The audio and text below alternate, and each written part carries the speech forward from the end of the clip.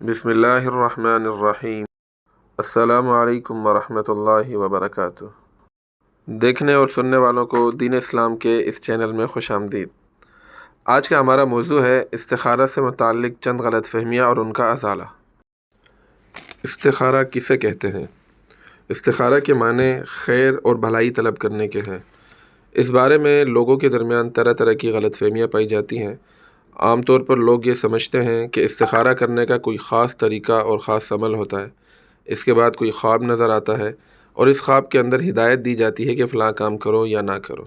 خوب سمجھ لیں کہ حضور اقدس صلی اللہ تعالیٰ علیہ وسلم سے استخارہ کا جو مسنون طریقہ ثابت ہے، اس میں اس قسم کی کوئی بات موجود نہیں۔ استخارہ کس وقت کرنا چاہیے؟ خوب جان لیں کہ استخارہ کا کوئی وقت مقرر نہیں۔ بعض لوگ یہ سمجھتے ہیں کہ استخارہ ہمیشہ رات کو سوتے وقت ہی کرنا چاہیے یا عشاء کی نماز کے بعد ہی کرنا چاہیے۔ ایسا کوئی ضروری نہیں، بلکہ جب بھی موقع ملے اس وقت یہ استخارہ کر لیں۔ نہ رات کی کوئی قید ہے اور نہ دن کی کوئی قید، نہ سونے کی کوئی قید ہے اور نہ جاگنے کی کوئی قید۔ یاد رکھیے کہ استخارہ کرنے کے بعد خواب کا آنا ضروری نہیں۔ بعض لوگ یہ سمجھتے ہیں کہ استخارہ کرنے کے بعد خواب آئے گا اور خواب کے ذریعے ہمیں یہ بتایا جائے گا کہ یہ کام کرو یا نہ کرو۔ یاد رکھیے، خواب آنا کوئی ضروری نہیں کہ خواب میں کوئی بات ضرور بتائی جائے یا خواب میں کوئی اشارہ ضرور دیا جائے۔ بعض مرتبہ خواب میں آ جاتا ہے اور بعض مرتبہ خواب میں نہیں آتا۔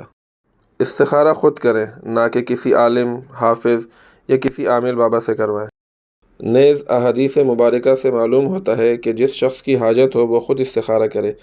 نبی کریم صلی اللہ تعالیٰ علیہ وسلم صحابہ کرام رضی اللہ عنہم کو استخارہ کا طریقہ اس اہتمام سے تعلیم فرماتے تھے جیسے قرآن کریم کی صورت یا آیت، اور صحابہ کرام رضی اللہ عنہم کی زندگی سے بھی یہ بات معلوم ہوتی ہے کہ وہ حضور اقدس صلی اللہ علیہ وسلم سے اپنے امور میں مشورہ تو لیتے تھے، لیکن آپ صلی اللہ علیہ وسلم سے استخارہ نہیں کرواتے تھے، حالانکہ نبی کریم صلی اللہ علیہ وسلم سے مقدس و برگزیدہ کوئی فرد بشر ہو ہی نہیں سکتا۔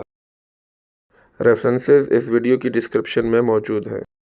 استخارہ کا مسنون طریقہ جاننے کے لیے اس ویڈیو کے ڈسکرپشن میں لنک موجود ہے۔